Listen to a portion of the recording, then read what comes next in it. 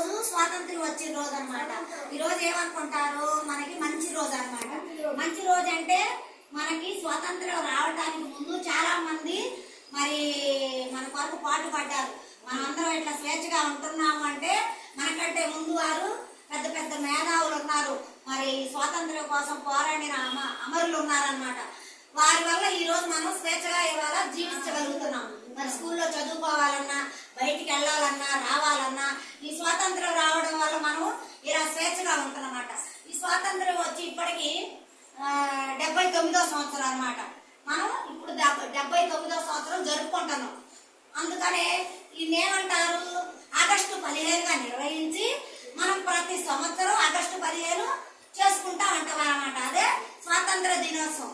అందుకే మనం జెండా కట్టుకొని పూలు పెట్టుకొని గాంధీ తాతకి సెల్యూట్ చేస్తాం అన్నమాట. వెళ్ళేటప్పుడు స్వీట్లు చాక్లెట్లు అవి ఇస్తారు మరి టీచర్, అవునా కదా? ప్రతి స్కూల్లో కూడా అంతే. అలా ఈ రోజు స్వీట్ రోజు కాబట్టి మనం మంచి రోజు కనుక ఇలా జరుపుకుంటూ వస్తా ఉన్నాం అన్నమాట. ఓకేనా?